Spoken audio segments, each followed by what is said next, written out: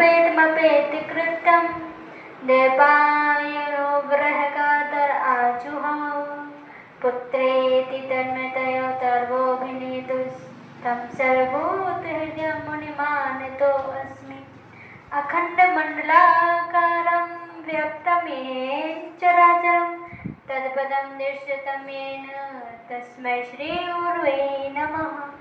गुरुर्ब्रह्मा गुरुर्विष्णु गुरुर्देवो महेश्वरः गुरुर्साक्षात् परब्रह्म तस्मै श्रीगुरुवे नमः।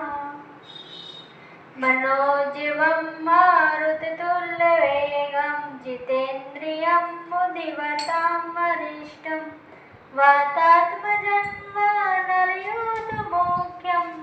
श्रीरामदूतं शरणं प्रपद्ये।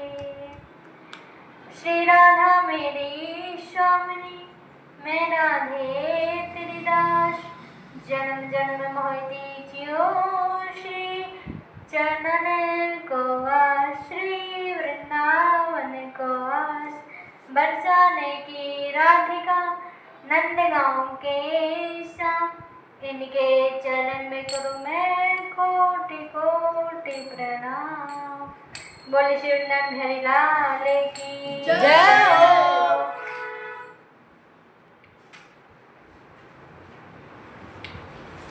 आज हम आप सभी को श्रीमद् भागवत महापुराण की कथा श्रवण करवाएंगे। तो उस श्रवण करवाने से पहले हम श्री सुखदेव महामुनि और उनके पिताजी और समस्त देवगण देव देवता इन सभी की जयकार करेंगे। बोले श्री वृंदावन बिहारी लाल की जय हो। श्री सुखदेव महामुनि की जय हो। राजा परीक्षित जी की जय हो। श्री वेदव्यास जी की जय हो। माता पितृदेव गुरुदेव भगवान की जय हो। पितृदेव भगवान की जय हो। श्री वृंदावन धाम की जय हो। यमुने महारानी की जय हो। समस्त देवताओं की जय हो। जय जय श्री राधे श्री राधे जय श्री राधे जय जय श्री राधे जय जय श्री राधे श्याम। आज श्रीमद् भागवत महापुराण का प्रथम दिवस है और आज प्रथम दिवस में सिर्फ और सिर्फ भगवान के स्वरूप उनके कार्य और उनका स्वभाव और ये सारी कथा आज महात्मा में सुनाई जाएगी कि भगवान कैसे हैं। क्यों?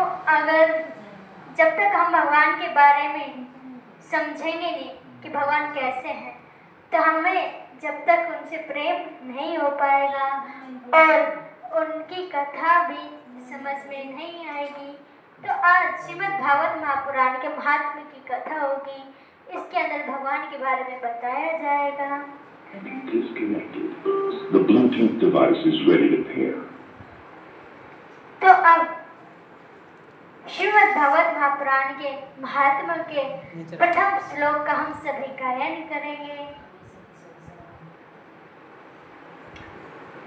तो अब हम बोलेंगे तो उनके पीछे आप भी बोलना। सच्चिदानंद रूपाय सच्चिदानंद रूपाय विश्वोत्पत्त्यादि हेतवे विश्वोत्पत्त्यादिहेतवे तापत्र विनाशाय तापत्रय विनाशाय श्री कृष्णाय वयं नमः। श्री कृष्णाय वयं नमः। इस श्लोक का अर्थ क्या बताया गया है? इसमें भगवान के कार्य उनका स्वभाव ये बताए गए हैं। तो सच्चिदानंद रूपाय विश्वोत्पत्त्यादि हेतवे तापत्र विनाशाय श्री कृष्णाय वयम नमः। सच्चिदानंद, इसका अर्थ क्या होता है? सच्चित और आनंद। सत्य का अर्थ होता है जो हमेशा सत्य हो। अब आप सभी ये बताएं कि इस दुनिया में सच कौन है? बताओ। पृथ्वी में आप सभी को कोई भी सत्य दिखाई देता है? नहीं ना?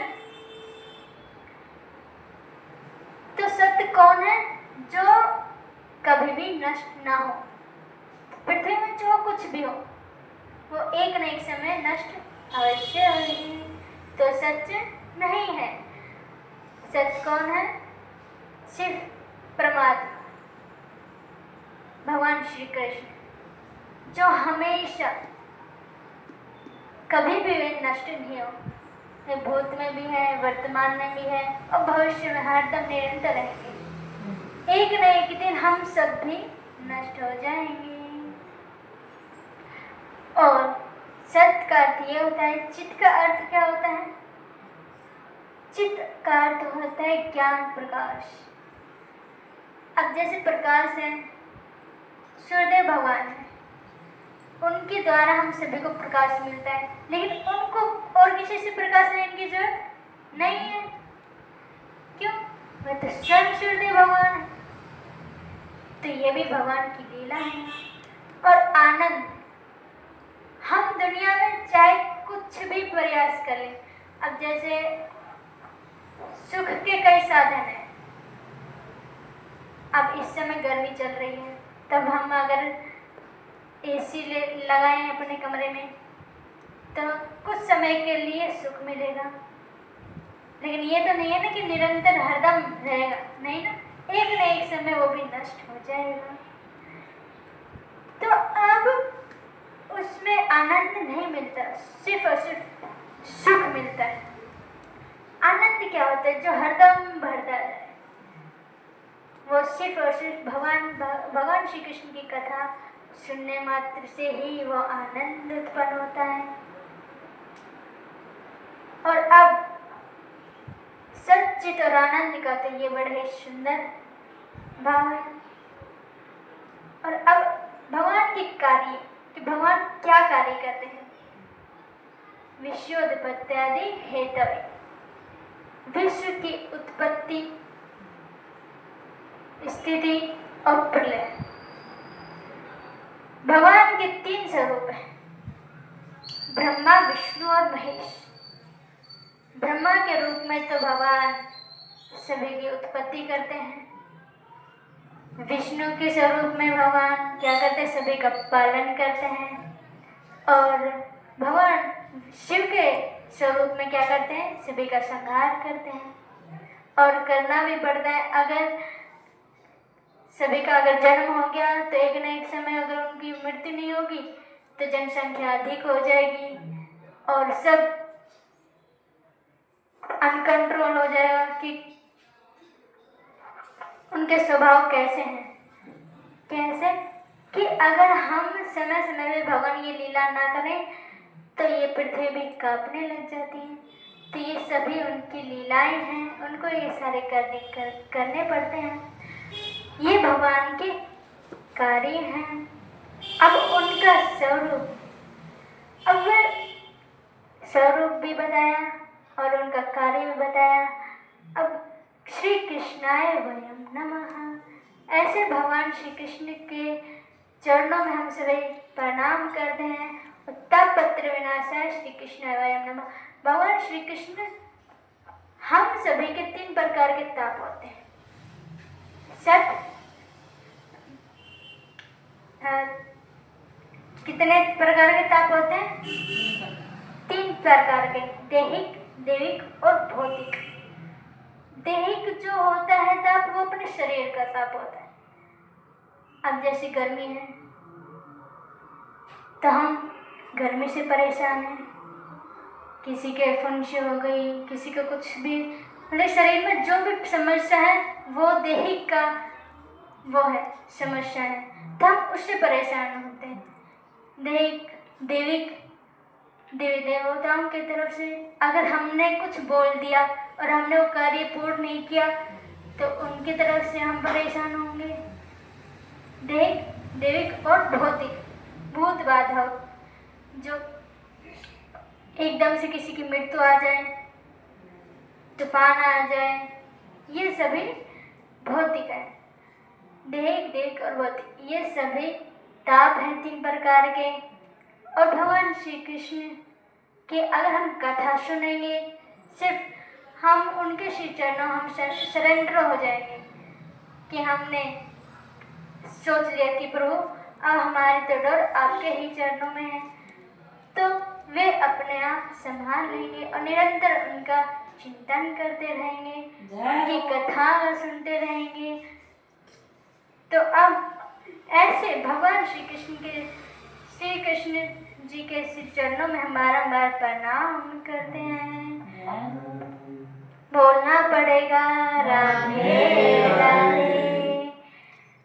तो अब ये तो भगवान के कार्य है।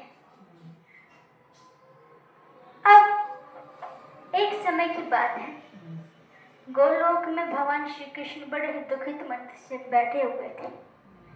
तो ये दृश्य श्री राधा रानी ने देख लिया और पूछने लगी कि स्वामी आप इतने उदास क्यों बैठे हुए हैं।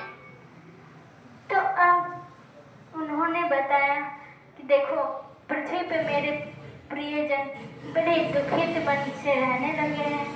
क्यों? ये इनसे अच्छे कार्य तो होते ही नहीं। ये ना तो पूजा पाठ करते हैं, ना माला करते हैं, कुछ भी अच्छे कार्य नहीं करते हैं, सिर्फ निरंतर गलत कार्यों में रहते हैं। तो अब इनके इतने अधिक पाप बढ़ चुके हैं, तो मैं अब इनके लिए क्या सोचूं जो इनके पाप कम हो जाए। आप इस समस्या का समाधान कीजिए। तो सर्वेश्वरी श्री राधा रानी बताती हैं, उनके पास एक तोता था जो गोलोक में, उनका नाम क्या था? लीला सुख। तो उनसे श्री राधा रानी ने कहा कि अब आप पृथ्वी पे जाएं और हमारे सरकार की मतलब भगवान श्री कृष्ण के और हमारी लीलाओं का गुणगान करें। तो उनके आदेश से श्री सुखदेव महामुनि सुख के स्वरूप में जैसे तोते हैं, अब इनके स्वरूप में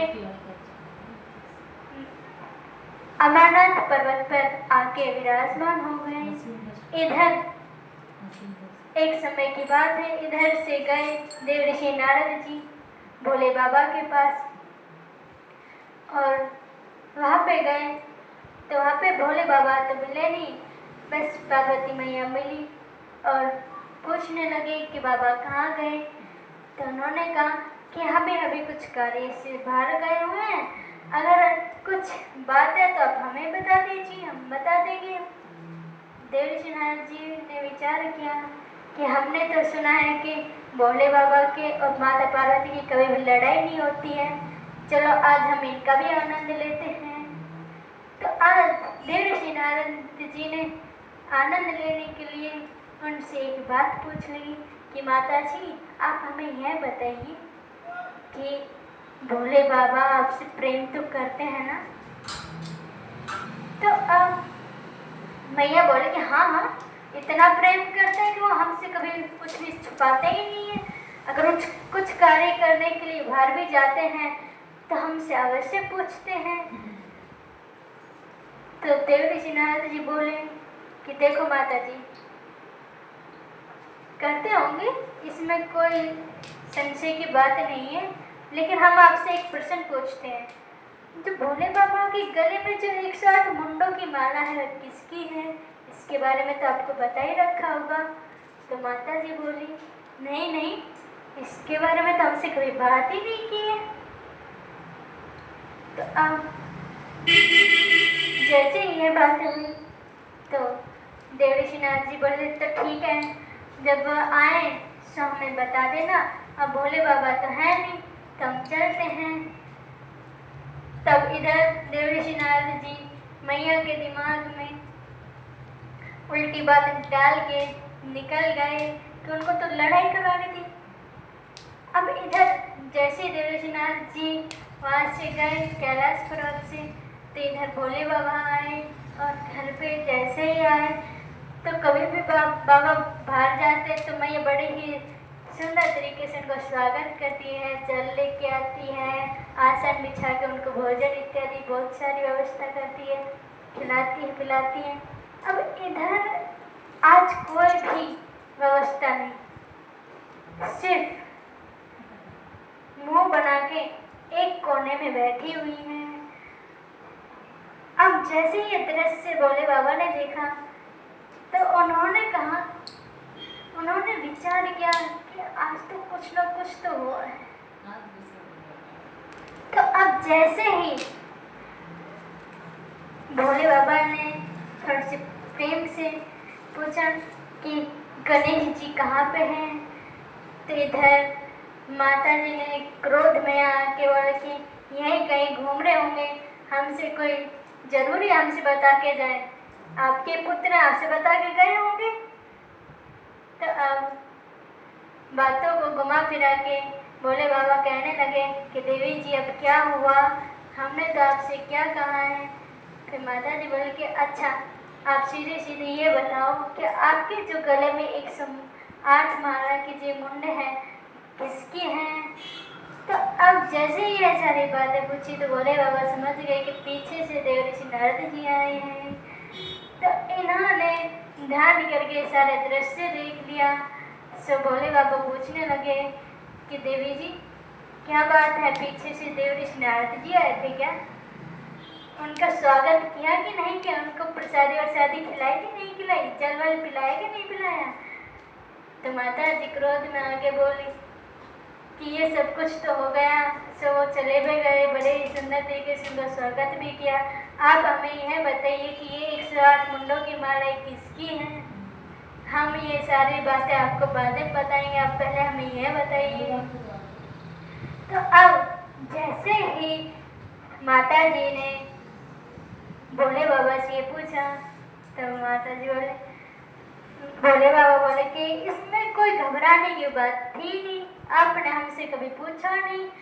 यह सारी 108 मुंडों की जो माला है यह सभी आपकी ही है। जब जब आप इस पृथ्वी से अपने लोक में जाते नहीं, तो जब तब हम आपकी मुंड हम अपने गले में धारण करते रहे। बोले भोले बाबा की जय हो। अब इधर माता जी घबरा गई। हाँ, अगर हम जाते थे इस पृथ्वी को छोड़कर तो फिर आप भी जाते थे, आप नहीं गए कभी। तो भोले बाबा बोले नहीं नहीं देवी, हम इसलिए नहीं गए क्योंकि हमने तो अमर कथा सुनी हुई है। तो अब माता जी बोले कि आपने आज तक हमसे सभी कथा सुनाई है इस पृथ्वी पे जो भी है, और ये अमर कथा कौन सी है, आपने ये तो हमसे कभी नहीं सुनाई। अब जैसे यह बातें माता जी ने भोले बाबा से पूछा तो भोले बाबा बोले कि ये इसलिए नहीं सुनाई है हमने आपसे क्योंकि देवियों से बातें छुपती नहीं है, ये तो अमर कथा है। अगर कोई दैत्य उनके पास आके, चाहे आपकी सहेली हो चाहे गाँव में कोई भी हो, आपसे आके ये अगर गलती से एक कथा भी सुन लेगी तो वो तो अमर हो जाएगी और वो दैत्यों के जैसे अपना साम्राज्य संभाल लेगी। तो अब जैसे ही माता जी ने ये सारी बातें सुनी तो माता जी बोले कि नहीं नहीं, ऐसा कैसे कह देंगे हम किसी को, आप हमें सुनाइए। तो भोले बाबा बोले ठीक है ठीक है। भोले बाबा वैसे तो सुनाते नहीं, लेकिन देवी तो देवी है, अगर घर में रहना है तो कहना भी मानना पड़ेगा। जय हो। तो अब जैसे ही माता जी ने कहा कि हमें यह तो अवश्य सुननी है, अब किसी को नहीं, मैं किसी को नहीं बताऊंगी, नहीं सुनाऊंगी। तो भोले बाबा बोले कि नहीं नहीं, कैलाश पर्वत पे हम आपको नहीं सुनाएंगे, चलो निर्जन पर्वत पर जो आज हम सभी किस नाम से जानते हैं निर्जन पर्वत को? अमरनाथ पर्वत। क्योंकि उस पर्वत पर अमर कथा हुई थी, इसलिए उस पर्वत का नाम अमरनाथ पड़ा है। तो अब जैसे ही वहां पे लेके गए भोले बाबा अपने समस्त श्रृंगार को छोड़ के गए, क्योंकि भोले बाबा के श्रृंगार ही कैसे कैसे रहते हैं, कहीं पे सर्प रहते हैं, कहीं पे बिच्छू रहते हैं, कहीं पे कुछ कभी पे कुछ। तो अब ये तो छोड़ो, बाबा ने तो अपने नंदीश्वर भी छोड़ के गए थे, अपने समस्त श्रृंगार को छोड़कर सिर्फ तन पर विभूति बांधकर, एक लंगोटी बांधकर सिर्फ अकेले ही माता जी के संग अमरनाथ पर्वत पर निकल पड़े। अब जैसे ही निकले तो वहां पर उन्होंने 3 ताली बजाई। बजाओ आप सभी भी। पहली ताली बजाई तो क्या हुआ, वहां पे जितने भी समस्त कौन थे, जीव थे, जितने भी पक्षी थे वो सोए हुए थे, जैसे हमारे ये श्रोतागण सो रहे हैं, तो ताली बजाते रहिए, है ना। तो अब जैसे ही पहली ताली बजाई तो वहां पे सभी जितने भी सो रहे थे जग के उठ गए, और जैसी दूसरी ताली बजाई तो उठ के देखने लगे। तीसरी ताली बजाई, जीव जंतु थे वो तो भाग गए, अब पक्षी थी वो वहां से उड़ गए। अब वहां पे बिल्कुल शांत माहौल हो गया। अब जैसे ही वहां पे उस अमरनाथ पर्वत पर पहुंचे तो वहां पर एक वृक्ष था, वट वृक्ष, जिनके नीचे तो स्वयं भोले बाबा विराजमान हुए और सामने माता पार्वती मैया विराजमान हुई। और भोले बाबा ने नियम बताए कि देवी जी, हम आपको कथा तो सुना रहे हैं, अगर आपको अपनी मनोरथ पूर्ण करनी है या आपको कोई भी मनोरथ पूर्ण न करके सिर्फ कथा ही सुननी है तो बीच में सोना नहीं है, एकाग्र होकर इस कथा को सुनना है। इसलिए अगर आप बीच में सो गए तो आप अमर कथा नहीं सुन पाओगे, तो आप अमर कैसे हो पाओगी।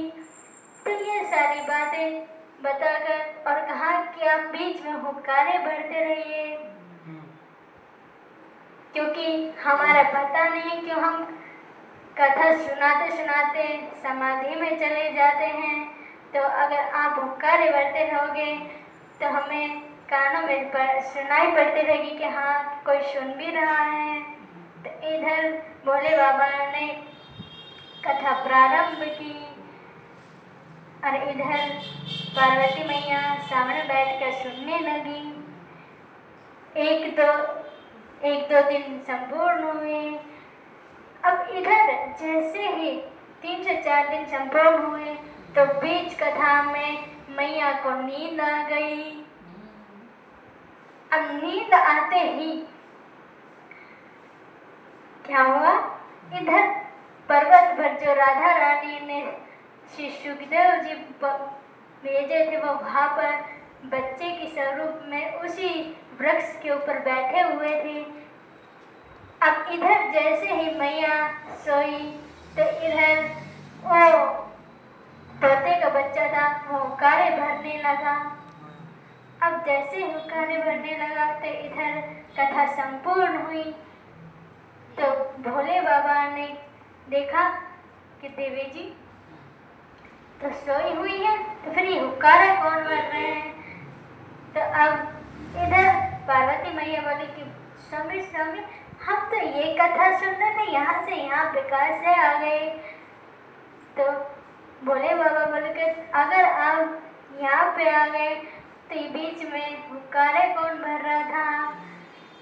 तो पार्वती मैया बोली कि देखो हमें नींद नहीं आई, बस सोई नहीं हूँ, बस थोड़ी सी झपकी लग गई थी।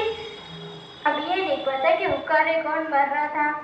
अब चारों तरफ भोले बाबा ने देखा तो चारों तरफ तो कोई दिखाई नहीं पड़ा। अब जैसे वृक्ष के ऊपर देखा तो तोते का बच्चा बैठा हुआ था। क्यों? जिस समय भोले बाबा ने 3 ताली बजाई थी उस समय वो अंडे के अंदर था। पहली ताली बजाई तो वह जो अंडा था वो पक चुका था। दूसरी ताली बजाई तो उसमें से वो अंडा फूट गया था। और जो तीसरी ताली बजाई तो क्या हुआ? वह जीवित हो गया, लेकिन उसके पंख नहीं आए थे, तो इसलिए वो उड़ नहीं सका और उसने अमर कथा सुन ली। अब ये दृश्य देखकर भोले बाबा को बड़ा ही क्रोध आया। क्यों? क्योंकि हमें अगर आसपास में कोई कथा हो रही हो तो छुप के कभी भी कथा नहीं सुननी चाहिए। अगर हमारे पास समय निकल रहा हो तो वहाँ पे सामने जाके बैठ के आराम से सुनना चाहिए।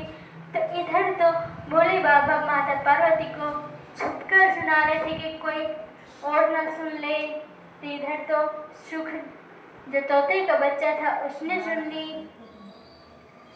तो अब जैसे ही सुनी तो अब इधर भोले बाबा को बड़ा ही क्रोध आया और त्रिशूल लेकर आगे आगे तो तोते का बच्चा उड़ने लगा। शरीर के सहित नहीं, आत्मा के शरीर से, सूक्ष्म शरीर से। तो आगे आगे तोते का बच्चा जाने लगा, पीछे पीछे भोले बाबा त्रिशूल लेकर जाने लगे।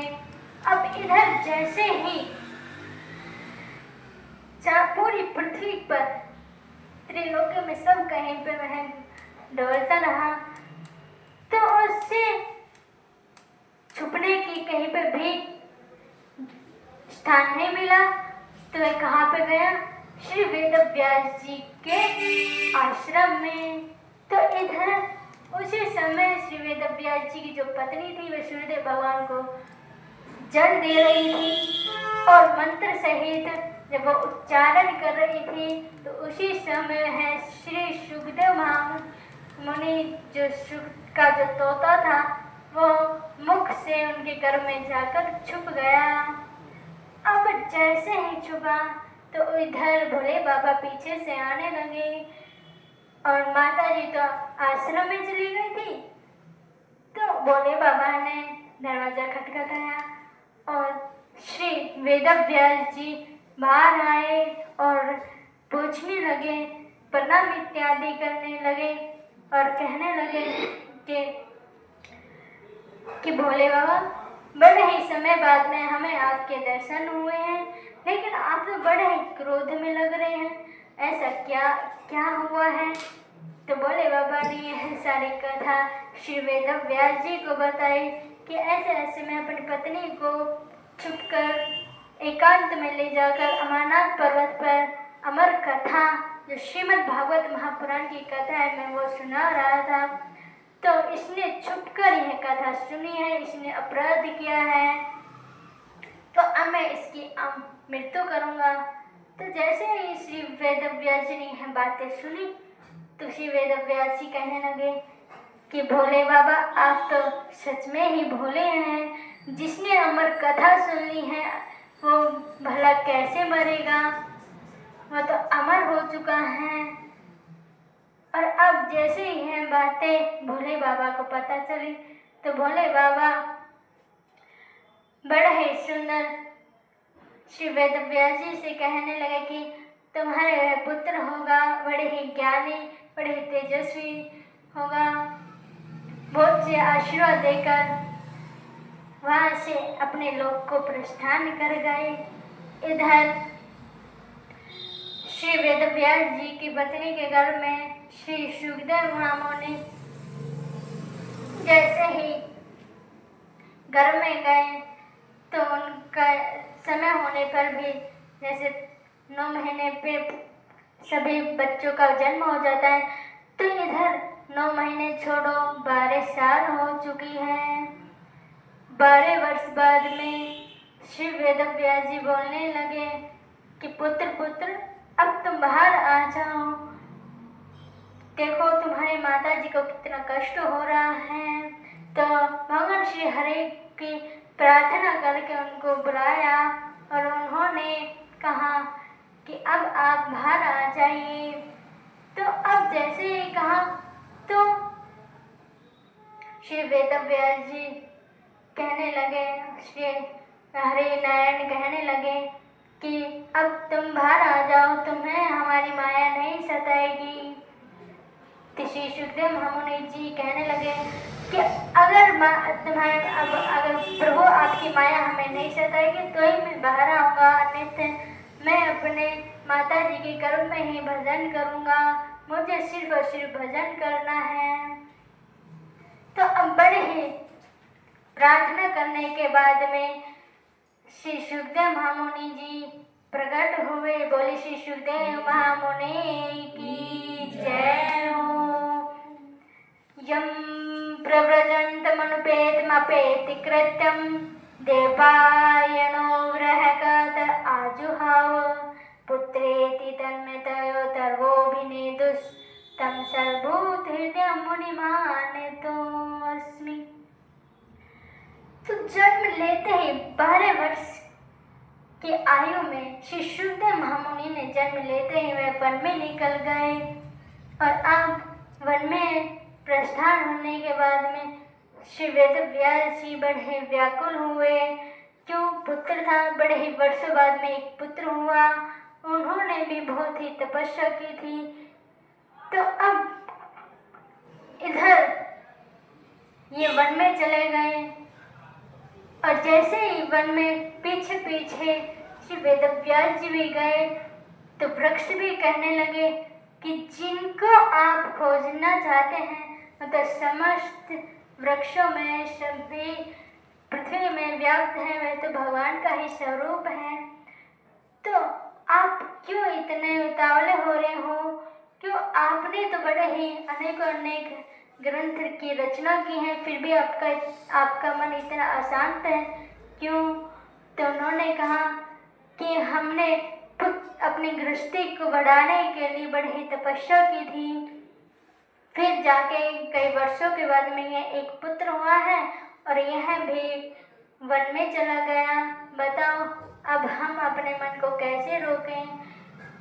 तो जब श्री सुखदेव महामुनि जी इनको नहीं मिले तो यह उनको वन में ही छोड़ के अपने आश्रम में आ गए। इधर जैसे ही कुछ लोग वन में जब पहले अपने गृहस्थी को चलाने के लिए वन में लकड़ियां लेके आते थे तो वन में उनको दिखाई पड़े कौन? श्री सुखदेव महामुनि। तो उन्होंने, क्यों गांव के थे लोग, तो वे तुरंत पहचान गए और तुरंत पहचानते ही वे श्री वेदव्यास जी के पास आए और कहने लगे कि महाराज, हमने तो आपके पुत्र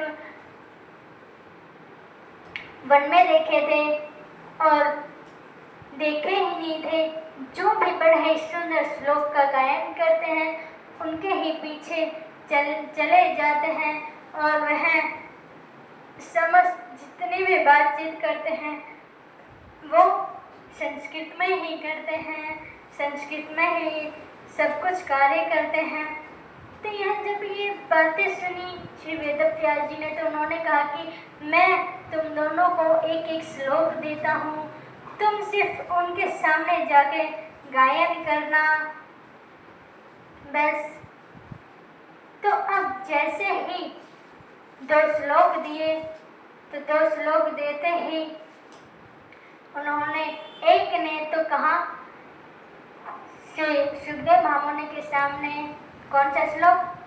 ब्रह्मापीडं नटवर वपु करणियो कर्णिकारं विप्रदेवास्य कनककपिशं वैजन्तीं च मालां रन्ध्रानयनोर्धसुधिया पूरयन् गोपवृन्दैर्वृन्दारण्यं सपद्रमणं प्राविशद्गीतकीर्ति अहोबकेयं स्तनकालकूटं जिज्ञांसे अपाय यद्यप्यसाध्वी लेभे गतिं धातृचितां ततोऽन्नं कं वा दयालुं शरणं व्रजेम।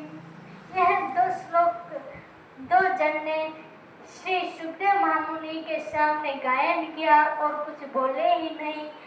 तो श्री सुखदेव महामुनि ने इन दोनों श्लोकों का सुनते ही कहने लगे कि भैया, आप यह दोनों श्लोक इतने सुंदर, इतने अनूठे, इतने प्रिय, आप इन दोनों श्लोकों को कहाँ से लेके आए हैं? क्यों? क्योंकि पहले श्लोक में तो भगवान श्री कृष्ण के स्वरूप का गायन हो रहा था कि संध्या काल में भगवान श्री कृष्ण गैया को चराते हुए किस स्वरूप में आते हैं, और दूसरे श्लोक में भगवान की दयालुता का वर्णन हो रहा था कि कैसे कैसे, जैसे पूतना महारानी, जैसे पूतना थी तो उनका उद्धार कैसे किया, कंस का उद्धार कैसे किया, दैत्यों का उद्धार कैसे किया। तो यह सारी बातें, ये सारी लीला इन दोनों श्लोकों में थी। तो अब यह श्लोक सुनते ही श्री सुखदेव महामुनि ने ऐसा पूछा कि आप ये 2 श्लोक कहाँ से लेके आए हैं? तो उन्होंने जवाब दिया कि श्री वेदव्यास जी जो आपके पिताजी हैं, उन्होंने यह 2 श्लोक ही नहीं 18,000 श्लोकों का एक बड़ा ही सुंदर ग्रंथ बनाया है, श्रीमद् भागवत महापुराण। तो आप अपने पिताजी के पास जाइए और उनका अध्ययन कीजिए। तो इधर वन में से दौड़ते हुए श्री सुखदेव महामुनि जी अपने पिताजी के पास आए और आते ही प्रणाम इत्यादि किया, चरणों में स्पर्श करके प्रणाम किया।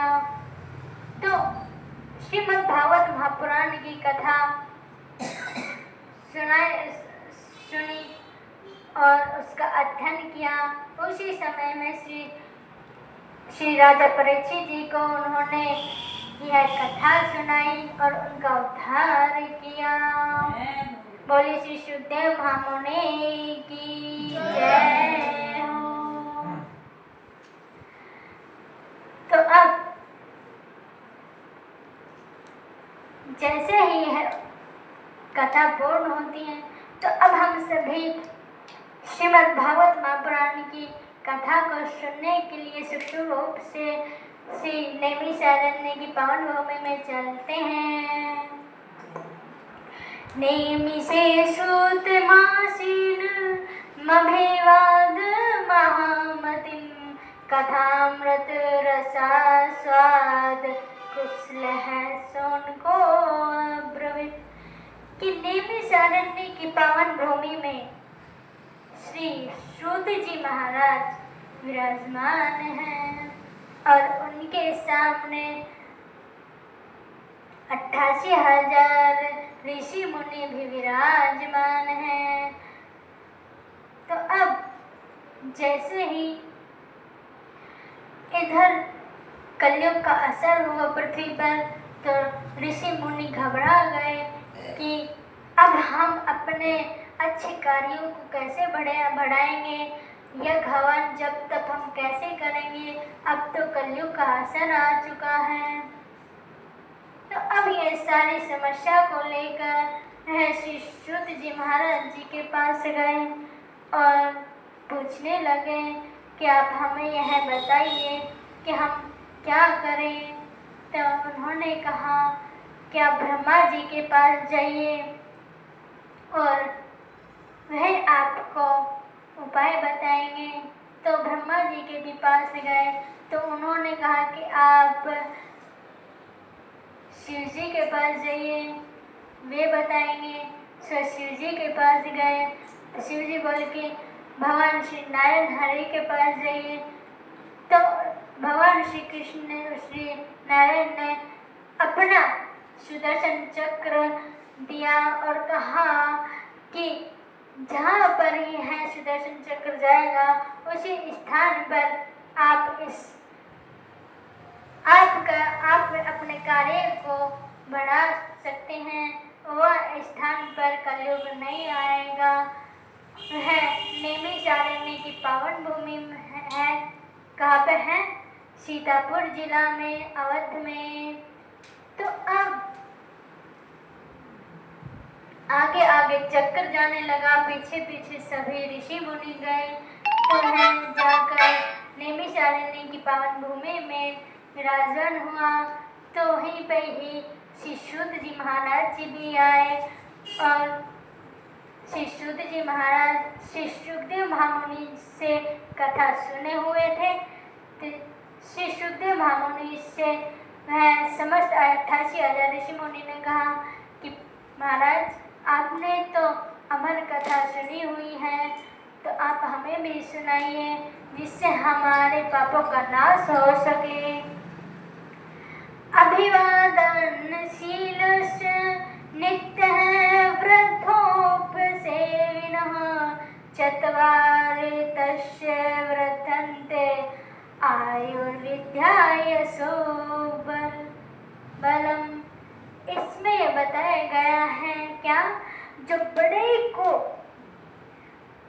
प्रणाम करता है, उन्हीं के चरणों को स्पर्श करके उनसे आशीर्वाद लेता है, और उसे क्या मिलता है? उसे आयु, विद्या, कीर्ति और बल, यह सारी चीजें उसकी बढ़ती हैं। तो अब श्री सूत जी महाराज श्री नैमिषारण्य की पावन भूमि में विराजमान हुए और विराजमान होते ही श्री 88,000 ऋषि मुनि 4 प्रश्न करने लगे। क्या? अज्ञानांत विध्वंस कोटि सूर्य संप्रभ सुताख्याहे कथासारम मम कर्ण रसायनम। कि हे सूत जी महाराज, आप हमें वह कथा का सार सुनाइए जिसको श्रवण करने मात्र से इस कलयुग में जितने भी समस्त मानव हैं उनका कल्याण हो सके।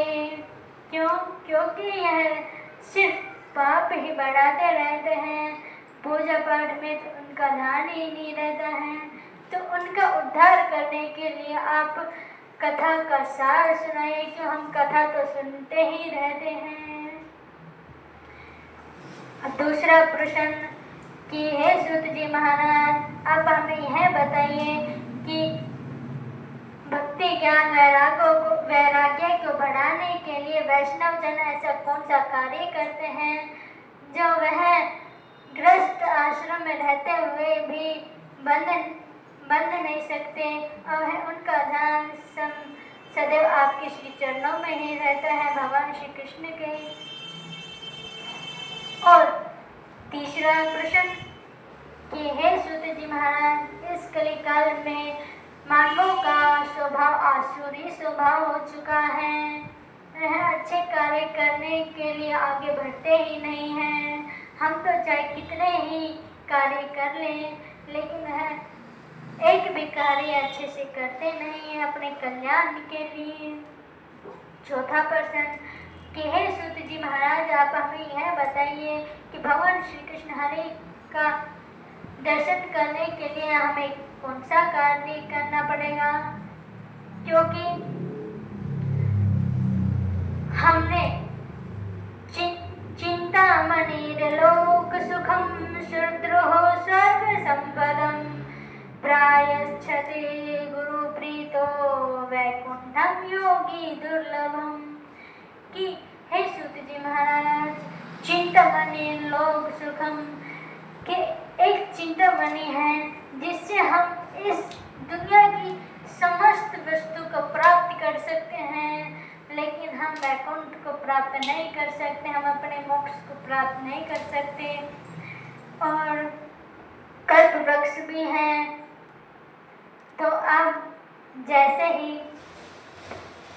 उसके भी कल्प वृक्ष के नीचे भी हम अगर बैठकर कुछ भी समस्त वस्तु को प्राप्त करेंगे, जितनी भी ये पृथ्वी में, चाहे आप कुछ भी लगा लो, चाहे अब आप सभी के पास घर नहीं है, अगर आप कल्प वृक्ष के नीचे बैठोगे और उनसे प्रार्थना करोगे कि आप हमें घर बना के दीजिए, हमें घर चाहिए, हमें गाड़ी बंगला जो कुछ भी चाहिए, वो आप सब कुछ प्राप्त कर सकते हो, लेकिन सुख की प्राप्ति नहीं होगी, वैकुंठ का प्राप्ति नहीं होगी।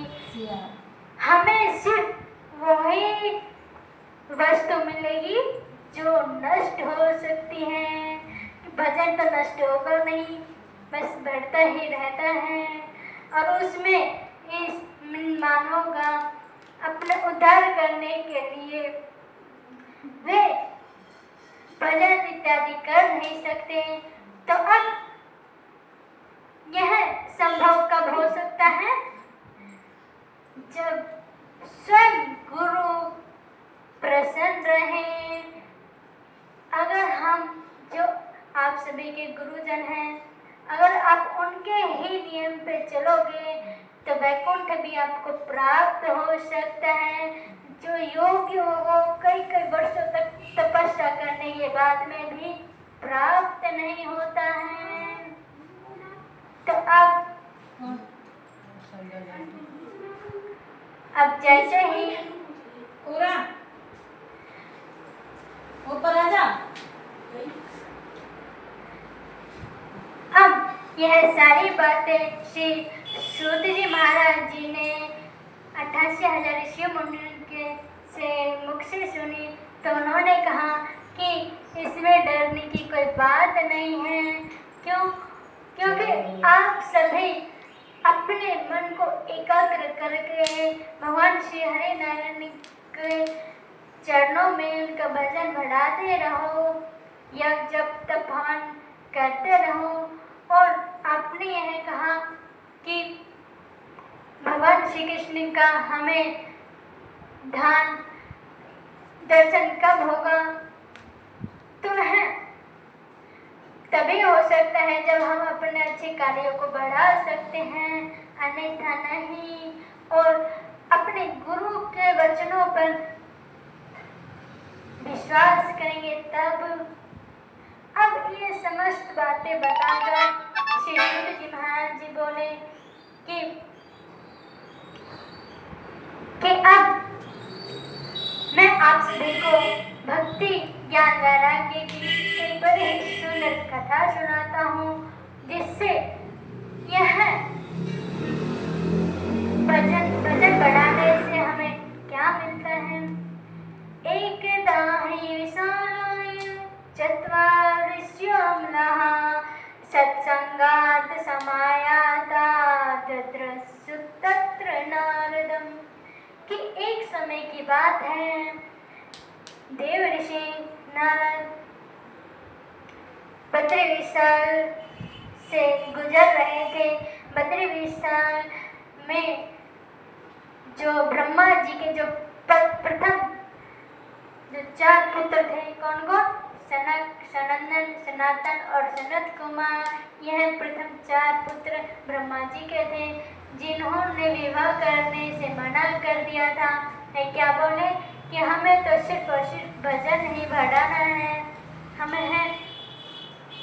हमें और कोई से भी कार्य नहीं करने हैं। तो अब जैसे ही यह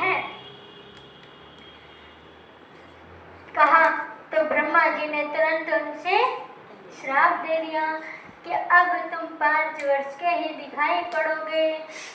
अब तुम्हारी आयु तो बढ़ती जाएगी, लेकिन तुम दिखने में कुल 5 वर्ष के ही रहोगे।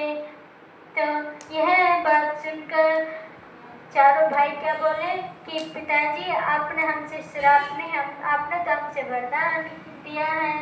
अगर हम दिखने में 5 वर्ष के ही रहेंगे तो हम ना तो विवाह करेंगे ना तो और कुछ होगा, और हम तो समस्त जब तक भगवान अपन सिर्फ भजन माला पूजा पाठ यही करते रहेंगे जो हमें करना है, हमें कोई मना नहीं करेगा। तो अब इधर वह 4 भाई कथा, उनको यह श्रीमद् भागवत महापुराण की कथा चारों भाई को आती है। एक जना श्रोता बन जाता है, एक जना व्यास जी बन जाते, 3 जने श्रोता बन जाते हैं, तो एक जना व्यास जी बन जाते हैं। तो आपस में कथा सुनते रहते हैं, जब तक हवन करते ही रहते हैं, अपने पूजा पाठ करते ही रहते हैं, हवन इत्यादि करके। अब यह कथा सुनने के लिए, भजन बढ़ाने के लिए बद्री विशाल पे जा रहे थे तो इधर देव ऋषि नारद जी देखे कि बड़े ही दुखित मन से कैसे बड़े ही जोरों से चलते हुए आ रहे हैं और कहीं पे जा रहे हैं और बड़े ही दुखित मन से जो हरदम भगवान नारायण का नाम स्मरण नहीं करते रहते हैं। तो आइए अब हम सभी भी भगवान नारायण का नाम स्मरण करते हैं।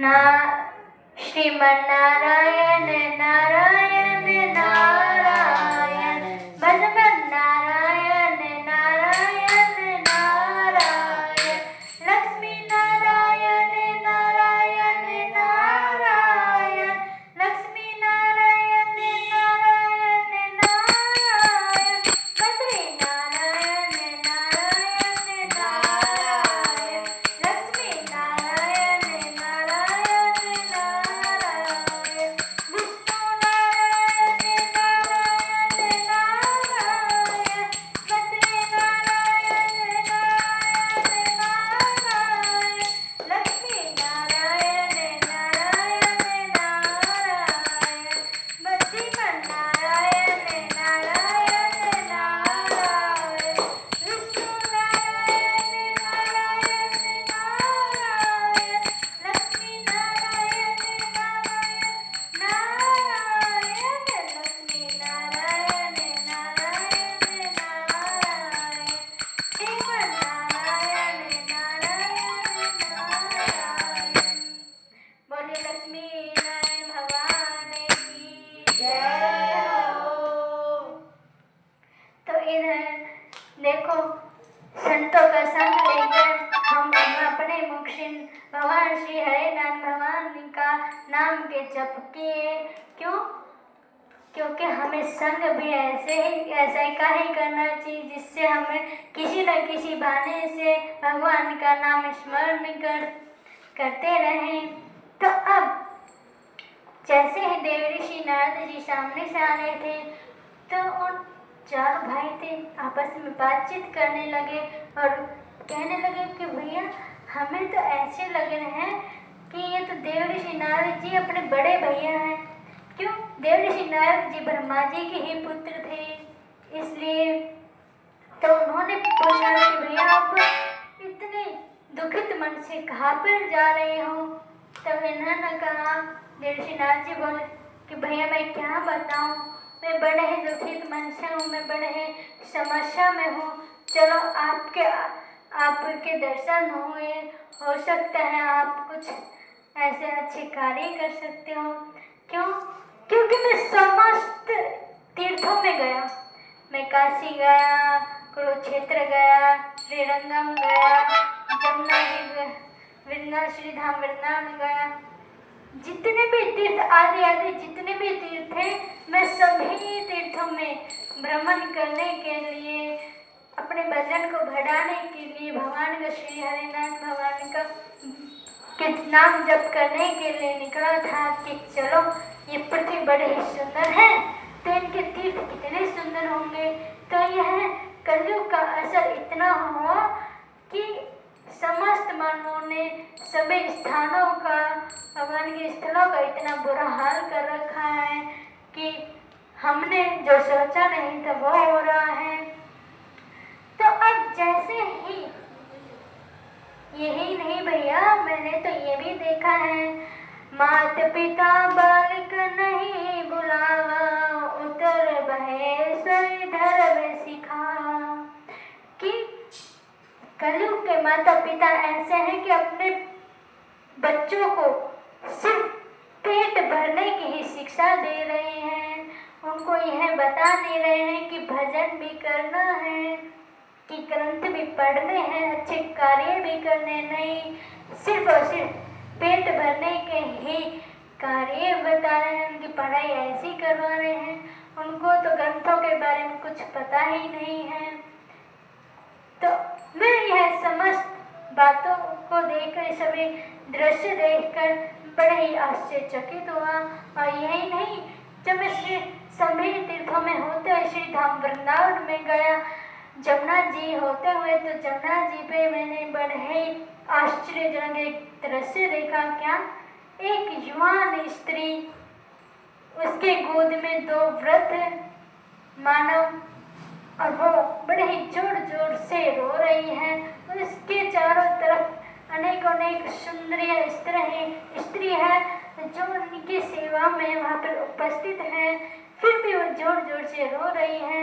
और वहाँ पे सिर्फ मैं एकमात्र अकेला ही एक पुरुष था, इस कारण से मैं उनके पास गया नहीं। मैंने विचार किया, देखो कोई माता अगर अकेले अगर एक पुरुष समस्त इतनी स्त्रियों के बीच में जाएंगे तो गांव वाले क्या सोचेंगे कि स्त्रियों के बीच में एक पुरुष क्या कर रहा है। इसलिए मैं उनके बीच में गया नहीं तो मैं अवश्य ही उनका दुख का कारण पूछ के आता। और इधर जैसे ही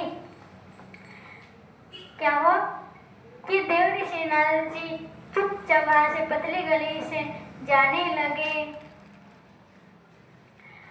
तो अब वहां पे जो देवी जो रो रही थी, उन्होंने देखा कि ये तो संत है, और जैसे ही पीछे से आवाज लगाई, भो साधु क्षणं तिष्ठ वंचितामपि नाश्यः दर्शनं तव लोकस्य सर्वथा गहनं परम्।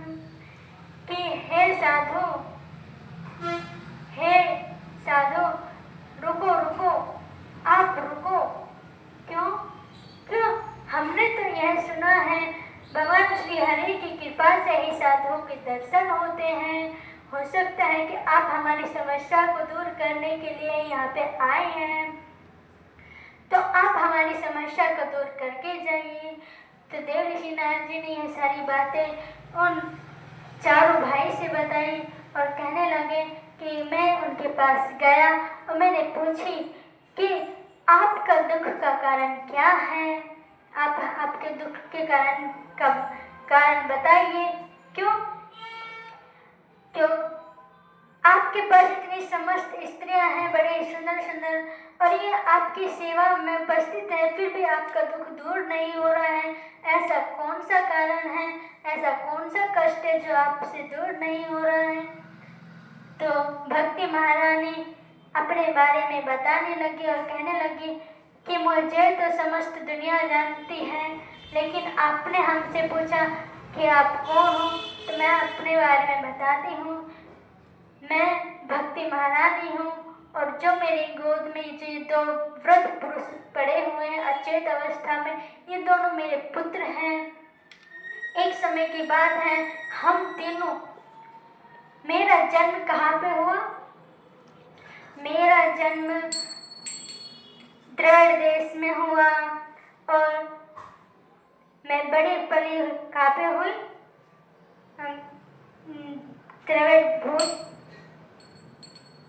द्रविड़ देश में तो मेरा, कर्नाटक में तो मेरा जन्म हुआ, द्रविड़ देश में पली बड़ी हुई, और गुजरात में मैं बुजुर्ग हो गई। और इन तीनों स्थानों पे हम 3 ही जानते में, ये तो मेरे दोनों पुत्र और मैं थी। 2 स्थान पे तो हमें कुछ नहीं हुआ, लेकिन जब मैं गुजरात में गई तो वहाँ पे मैं और मेरे दोनों पुत्र वृद्ध हो गए। तो मैंने सुना कि श्री धाम वृंदावन में कोई भी मतलब कि भजन भरते ही रहते, चलो वहाँ पे हमारा भी उद्धार हो जाएगा। अगर हमारे पर कोई संकट होगा तो हम भजन करेंगे तो दूर हो जाएगा। तो जैसे ही हम श्री धाम वृंदावन में आए तो मैं तो युवान स्त्री हो गई, लेकिन मेरे दोनों पुत्र अभी भी ज्ञान वैराग्य इनका नाम है, ये अभी तक वृद्ध हैं। तो आप हमें यह बताइए, ये कोई कष्ट नहीं है कि माता तो जवान है और दोनों पुत्र वृद्ध हैं। तो आप, यह मेरी समस्या है, मेरी समस्या को आप दूर कीजिए। अब जैसे ये सारे बातें देव ऋषि नारद जी ने सुनी, तो देव ऋषि नारद जी ने विचार किया कि समस्या तो बड़े ही संकट में है, चलो हम कुछ उपाय करते हैं। तो देव ऋषि नारद जी ने क्या किया, समस्त ग्रंथों का गायन किया। कहाँ पे? ज्ञान वैराग्य के पास जाकर उनके कानों में जब तक बोलते रहे, जब तक वे उनकी चेतना आती रही, वे उठ गए और जैसे ही शांत हो जाते वैसे दोबारा उनकी वैसी अवस्था हो जाती। सो यह दृश्य देवऋषि नारद जी ने पहली बार देखा। अब जैसे ही ये देखा तो इधर बड़े संकट में हो गए कि अब तो इनका क्या किया जाए। तो उसी समय आकाशवाणी हो गई। आकाशवाणी ने कहा कि देवऋषि नारद आप चिंता न कीजिए, आप सत्कर्म कीजिए। तो देवऋषि नारद जी सस्पेंस में हो गए। क्यों? तो इतनी देर से मैं सत्कर्म कर ही नहीं रहा था, सभी ग्रंथों का मैं गायन कर रहा था, वेद वेदांतों का, सभी ग्रंथों का, तो ये कोई सत्कर्म है ही नहीं। तो सिर्फ इतनी सी बात कहकर वह आकाशवाणी शांत हो गई। तो अब सत्कर्म को ढूंढने के लिए देवऋषि नारद जी इधर उधर जाने लगे। तो अब यह सारी बातें देवऋषि नारद जी ने किससे बनाई? सनकादि ऋषि मुनियों से। तो यह समस्त बातें सुनकर उन्होंने सुन के कहा कि आप चिंता ना कीजिए, आप हमारे पास इसलिए ही आए हैं। क्यों? क्योंकि इस समस्या का समाधान हमें पता है। मैं इसी के ऊपर आप सभी को एक दृष्टांत सुनाती हूँ। कौन सुना रहा है? सनकादि ऋषि मुनि। किनको सुना रहे हैं? देवऋषि नारद जी को। क्या सुना रहे हैं कि आप हमें यह बताइए नारद जी, आम का वृक्ष तो आप सभी को देख ही होंगे, तो वृक्ष की जड़ कैसी होती? चखने में कड़ी होती है ना, लेकिन उनके फल कैसे रहते हैं? मीठे होते हैं आम। अब उनकी जो शाखाएं वो मीठी होती है? नहीं होती ना, सिर्फ फल ही मीठे होते हैं। तो जितनी भी शाखाएं हैं, वे जितने भी आपने वेद वेदांतों का गायन किया, ये शाखाएं हैं, लेकिन इसके जो फल है ना वो श्रीमद् भागवत महापुराण है। तो आपने इसका तो गायन किया नहीं, तो इसका आपके पास सत्कर्म कैसे होगा? उनकी समस्याओं का हल कैसे होगा? तो आपने स्वयं श्री वेदव्यास जी से कहा था चतुश्लोकी भागवत सुना के कि आप इसका गायन कीजिए, आपका भी समस्या दूर होगी। देखो श्री वेदव्यास जी की भी समस्या कैसे दूर हुई? जब उन्होंने इसका गायन किया, इसकी रचना की। इसलिए इसके अब आप हमें ये बताइए, अब आप ग्रंथों का गायन कर रहे हैं, फल का तो आपने गायन किया ही नहीं।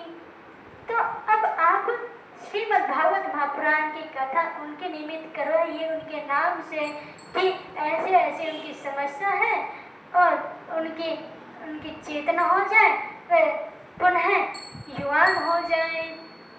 तो अब यह बातें सुनकर देवऋषि नारद जी बोले कि आपके श्री चरणों में बारंबार नमन है। क्यों? क्योंकि उनके समाधान के लिए आपने हमसे यह कार्य बताया। अब इधर देवऋषि नारद जी बोले, अब कथा करने के लिए मैं किसे ढूंढूं? अब आपको तो पूर्ण कथा के बारे में पता है, तो एक कार्य करते हैं, आप ही कथा कर दीजिए, हम सब एक कथा श्रवण कर लेंगे। तो देवऋषि नारद जी सनकादि ऋषि मुनि के संग कहाँ पे गए? जमुना जी के तट पर।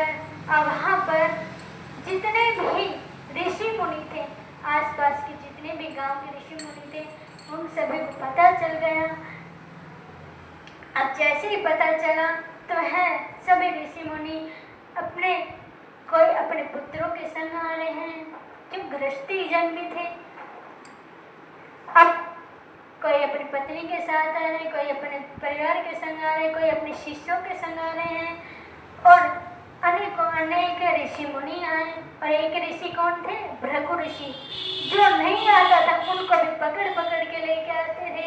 अरे ओ कलयुग के मानव, अपने कल्याण करने के लिए, इधर कथा सुनने के लिए चलो, स्वयं सनकादि ऋषि मुनि आए हैं। देखो अपना कितना बड़ा सौभाग्य हुआ है। तो अब इधर लेके आए और कहने लगे कि अब देवर्षि नारद जी और संगादि ऋषि मुनि भक्ति महारानी और ज्ञान वैराग्य के लिए यह कथा करवाने हैं, चलो हम भी अपने पुण्य को बढ़ा लेते हैं। तो अब जैसे ही समस्त आए ऋषि मुनि तो उन्होंने भी कथा सुनी और कहने लगे, अपने अपने कल्याण करने लगे, अपने अच्छे कर्म बढ़ाने लगे। तो जैसे ही कथा प्रारंभ ही की थी तो इधर देखी तो भक्ति महारानी के जो दो पुत्र थे ज्ञान और वैराग्य वे चेतना में आ गए, चेतना हो गई और चेतना होते ही वे उनको भक्ति महारानी जी श्री यहाँ पर कथा में जहाँ पे कैलाश पर्वत कहाँ पे हो रही थी, श्रीधाम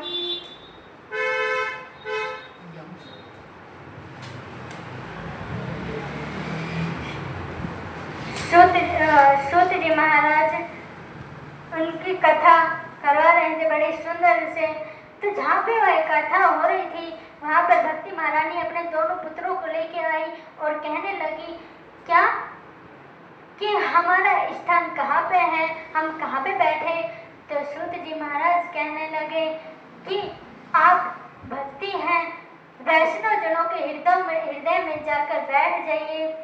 तो भक्ति महारानी जी सभी वैष्णव जनों के हृदय में, कौन थे वैष्णव जन? जो भगवान की पूजन आराधना जो भी करते थे वो, ये नहीं है कि वहाँ पे कथा में आ गए और सभी वैष्णव जन ही थे। जो कुछ कार्य थे जिनके पिछले जन्म के पुण्य थे, जिस पुण्य की वजह से वे कथा सुन रहे थे। तो अब जैसे ही उन्होंने ये कथा सुनी तो उनका उद्धार हो गया।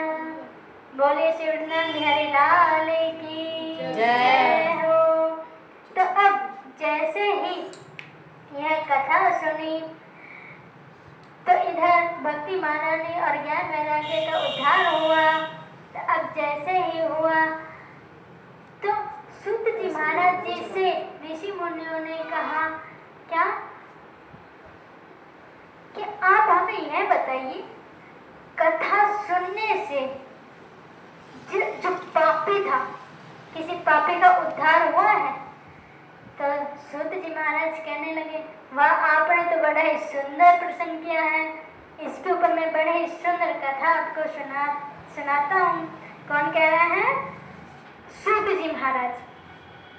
अब जैसे ही यह कथा प्रारंभ हुई तो इसके ऊपर श्री सूत जी महाराज जी ने बड़ी ही सुंदर कथा सुनाई। कौन सी? गोकर्ण उपाख्यान, धुंधकारी की और गोकर्ण जी की। कि तुंगभद्रा नदी के किनारे एक गांव था, उसके अंदर आत्मदेव नाम का एक ब्राह्मण था। उसके पास सब चीजों की व्यवस्था बड़े ही सुंदर थी, लेकिन उनके कोई भी संतान नहीं थी। सिर्फ उसके सिर्फ ये ही दुख था और किसी भी समस्या नहीं थी। तो इधर आत्मदेव जी बड़े ही सुंदर पूजा पाठ के ब्राह्मण थे, भगवान के ही चरणों में ही रहते थे, निरंतर पूजा पाठ करते ही रहते थे। घर पे भी, गांव में भी, जहाँ पे भी जाना होता था पूजा पाठ करते ही रहते थे। अब उनकी पत्नी थी धुंधली, लेकिन वो विचरित, वो अलग थी। जैसे ब्राह्मण थे वैसी नहीं थी। वो कैसी थी? बात करने में बहुत ही अच्छी थी। उससे वो फालतू की बातें ही करती रहती थी। जब तक सुबह उठते ही पड़ोसियों के घर में चली जाती थी और जब तक पड़ोसी के घर में लड़ाई ना हो जाए, जब तक उसको शांति नहीं मिलती थी। तो अब जैसे ही सुबह उठते ही पड़ोसियों के घर में जाती और उनके घर में युद्ध मचा के आ जाती, जैसे महाभारत में हुआ था। अब उनका मन विचलित था।